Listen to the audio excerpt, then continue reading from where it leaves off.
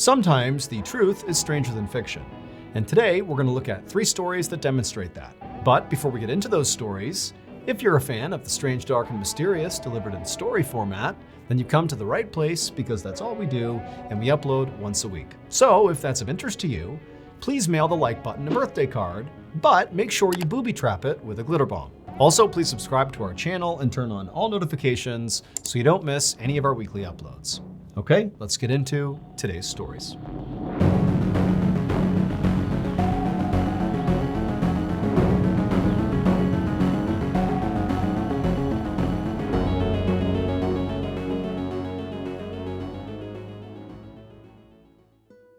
One day in March of 2012, a 5-year-old girl named Maria sat on the floor of her kitchen in a city in northeast Brazil, eating an empada and watching her aunt cook some stew.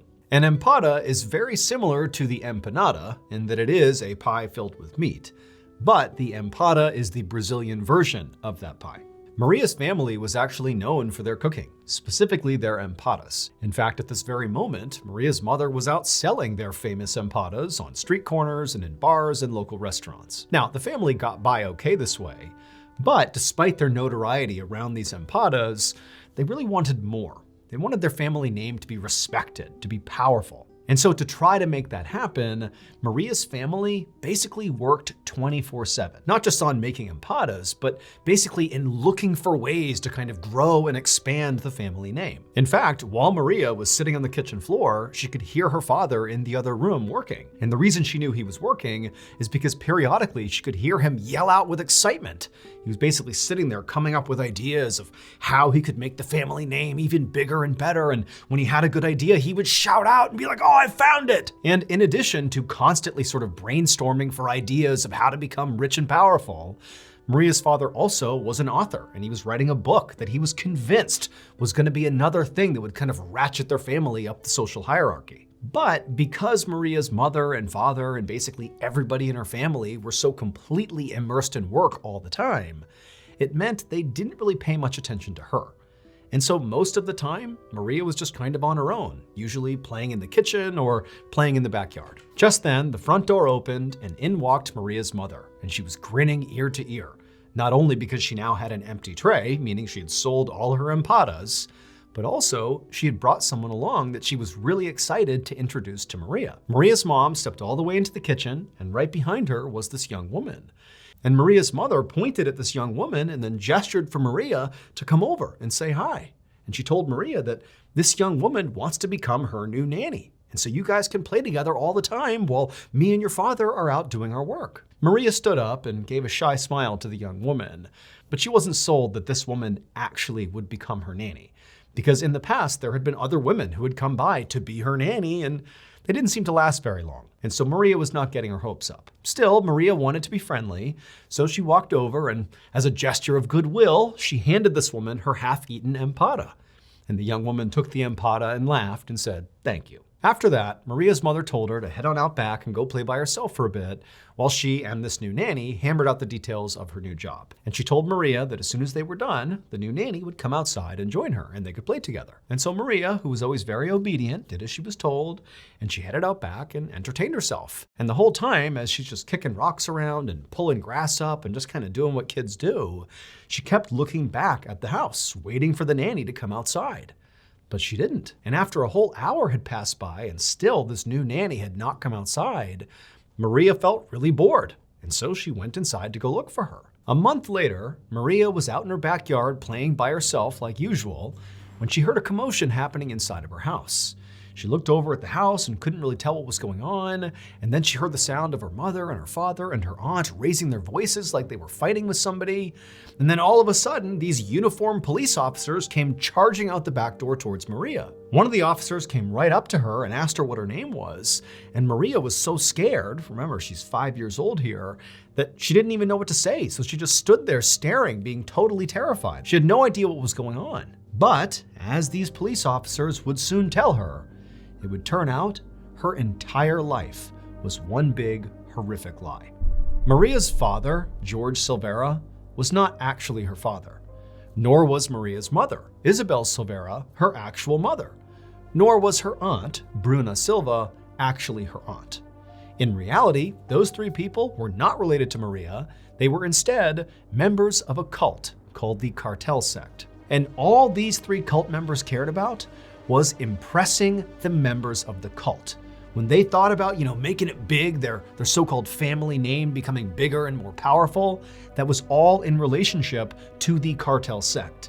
They wanted the members of this cult to look at them as the most powerful and important members of that cult. And the way they tried to do that was by performing the duties of this cult to the best of their abilities, better than anybody else in the cult. And so what did this cartel care about? Well, the literal purpose of the Cartel Sect was to eliminate women they deemed unclean in order to reduce and purify the world's population. And Maria's family, the mother, the father, and the aunt, had become very well versed at doing this. All those nannies that came around to see Maria, well, the reason they kept vanishing is because shortly after the mother, the father, and the aunt introduced them to Maria and said, "Oh, she's gonna be your new nanny," they would shoo Maria out into the backyard, and then they would murder the nanny because this person had been deemed unclean. They would cut their throats and stab them to death. But that wasn't all. That wasn't enough cleansing. After they murdered these women, they would then butcher them and stuff the human meat into their famous empadas and sell them to the people in town. They literally were feeding people in this city human meat. But the cult and the cannibalism and the murders were not actually the biggest shock of this story. The biggest shock of the story is actually the real identity of little 5-year-old Maria. She was actually the daughter of the very first victim of the Cartel Sect. The mother, along with Maria 3.5 years earlier, when Maria was just 1.5 years, they had been lured to this very house where her mother was murdered right in front of Maria. And then after her mother was killed, they cooked her mother and fed pieces of the mother to Maria. And ever since, they had just kept Maria and treated her like she was a member of the family, basically turning her into an unwitting cannibal. The existence of the cult and their hideous murders were ultimately discovered after they used one of the credit cards of their victims sometime in the spring of 2012. That's when all the cops rushed into the backyard and confronted Maria. George, Isabel, and Bruna, Maria's fake family, were convicted of 3 murders, including the murder of Maria's real mother, and they are currently serving what amounts to life sentences in Brazil. Police believe the actual number of women that they murdered is as many as 8. As for Maria, according to recent news articles, she was reunited with distant family. Maria is not her real name. That is a pseudonym to protect her identity. Are you the type of person who has binged basically all of my YouTube videos and every week you anxiously wait a new upload? If so, thank you. But also you're in luck. Because if you didn't know this, we actually have a separate podcast, the Mr. Ballin Podcast, that has literally hundreds of stories that are not on YouTube that you can binge right now. That podcast is available on all podcast platforms. Again, it's just called the Mr. Ballin Podcast.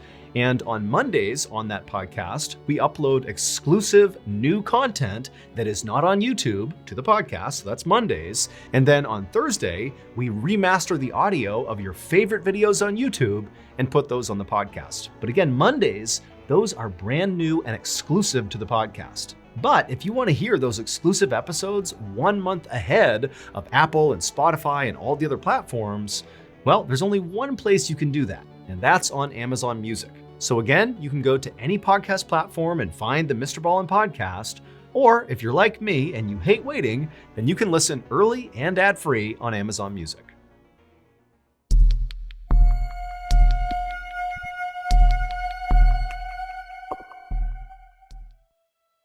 On January 23rd, 1989, a mother was cooking dinner in her home in Rochester, New York, when her 11-year-old daughter came into the kitchen. The daughter had just finished delivering newspapers along her delivery route in their quiet suburban neighborhood, and so her mother asked her the same nightly question: "How was the route?" And usually, the daughter replied with just a "good." But tonight was different. Instead, her daughter said, "It's okay." And the mother pried, like, "Well, what do you mean? What happened?" And the daughter said, "Well, I saw something strange." She told her mom that she delivered newspapers to this one particular old man. He was very nice and he always waved to her whenever she went by. And tonight was no different. He had waved to her, but there was just something off about the way he was sitting. The mother asked, like, what do you mean? And the daughter, she really struggled to articulate what she had seen. One, it was dark. Two, the man was sitting inside of a screened-in porch that kind of obscured her view, and the awnings were pretty low, making it hard to look in.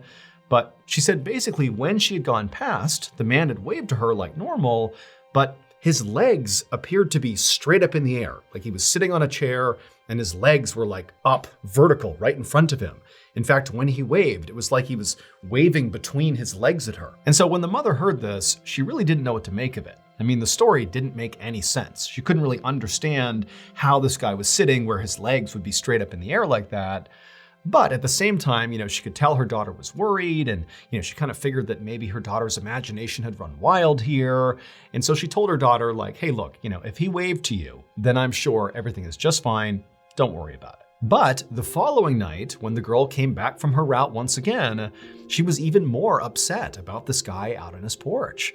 She told her mom that once again, she looked in the porch and there he was sitting there with his legs straight up in the air, except this time he didn't wave to her, including when she made a point to stop and wave at him. He did not wave back. Now, the girl told her mom that she was worried about him, and so she went right up to the door to go check on him. But the screened-in porch was locked, so she couldn't get inside, and her view was kind of obscured because of the screen, so she couldn't really see him in there.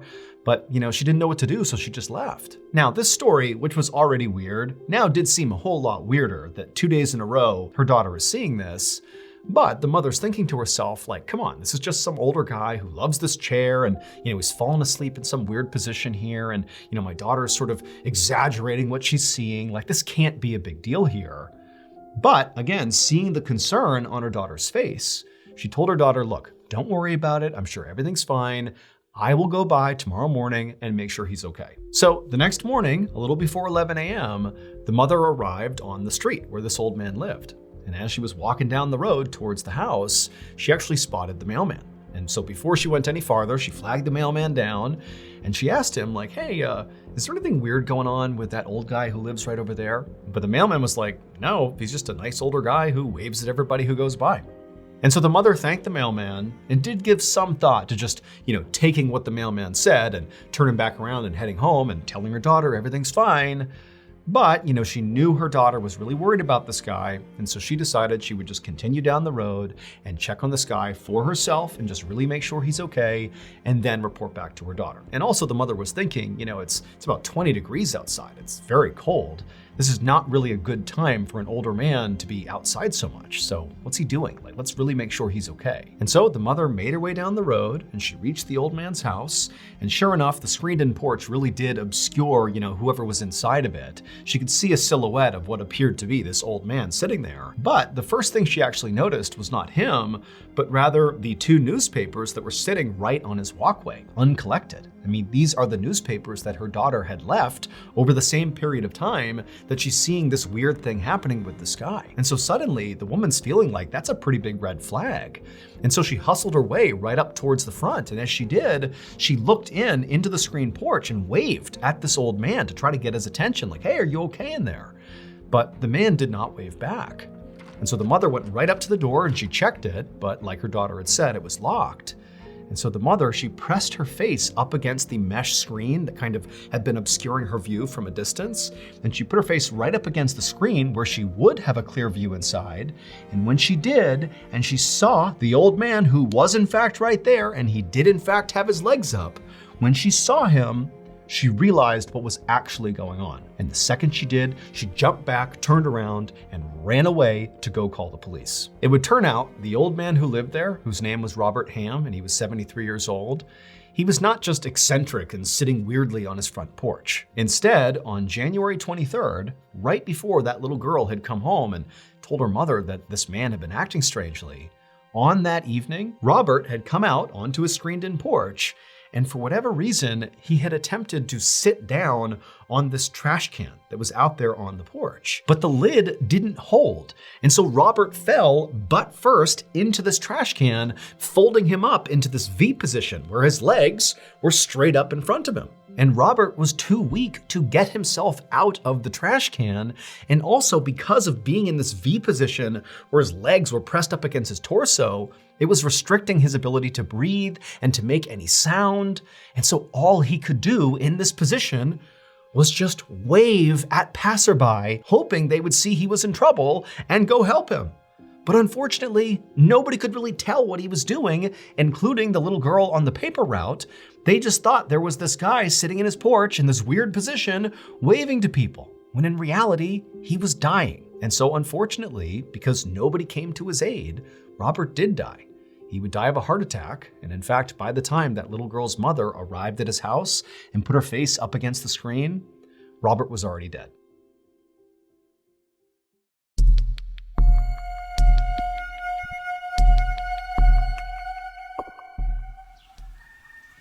At around 7:30 a.m. on September 25th, 2012, a 69-year-old farmer named Terry Garner stepped out of his house in rural Oregon to go feed his animals. He stopped first at his enclosed yard, where he spread some seed on the ground for his chickens and turkeys, and then he headed over to his pen, where he was raising 4-horned goats, which are goats that grow 4 horns instead of 2. And after picking up some hay and tossing it in with the goats, Terry just stood there and smiled as he watched the animals eat. Terry loved his animals.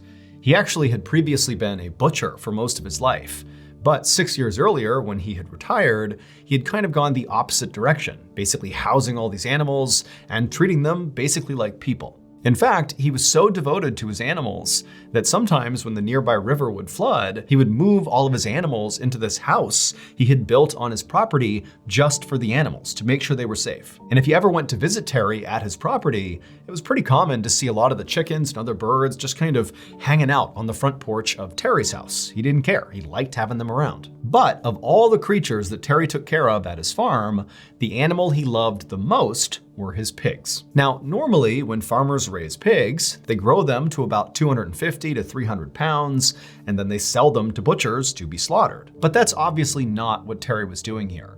He loved these pigs so much that he basically just fed them anytime they were hungry, and they were hungry all the time, which meant his pigs sometimes grew to be like 700 pounds, and at no point was Terry gonna sell those pigs. He just wanted his pigs to live their best life. So on this morning, after he was done feeding his chickens and turkeys and the goats, he grabbed a whole bunch of food and began making his way over to his beloved pigs.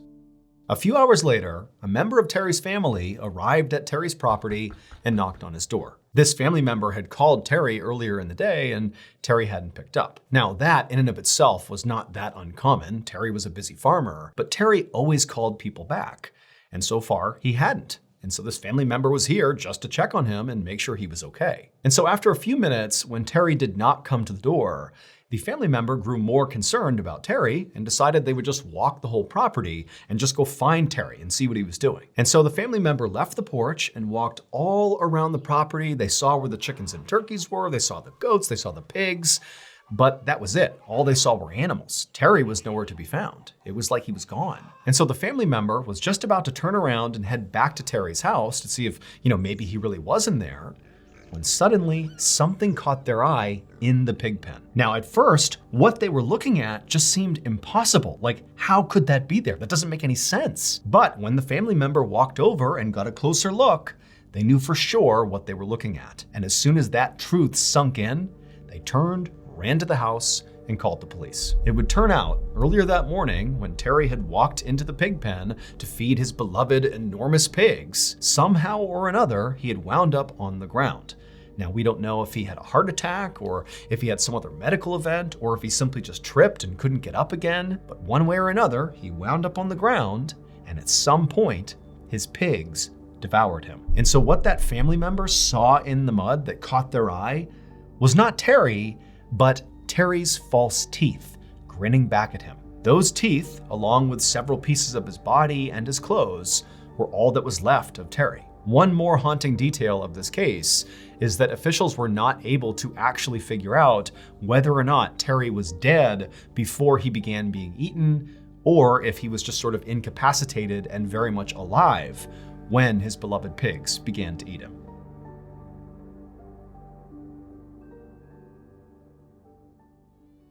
As many of you may already know, by far the most popular series that I do on our YouTube channel is the Top 3 Places You Can't Go and People Who Went There Anyways series. So we're going to continue to do that series periodically on YouTube like we have for years. But because this series is so in demand, we are also going to begin telling these stories in a brand new format, audio. Right now, you can head over to the Mr. Ballin podcast on any podcast platform to find one of these exclusive episodes. The way you find them is you look in the title of the episode, and if it says "You Can't" at the front of the episode, that is this type of content. And so right now, there's an episode that's live, and periodically we're going to populate more "You Can't" style episodes on that podcast. The only reason we are not full sending this You Can't series on audio as a standalone show is because we need to gauge the interest on audio before we kind of ramp that up. That's why you're seeing kind of periodic uploads. So if you really want to hear more of this stuff, go listen to that You Can't episode and tune in each time we tell you there are You Can't episodes available. And if there's lots of demand, you'll see more You Can't style episodes, which again are very, very similar to the Top 3 Places You Can't Go and People Who Went There Anyways. So right now, go over to Mr. Ballin Podcast and have a listen to the first You Can't episode. Enjoy.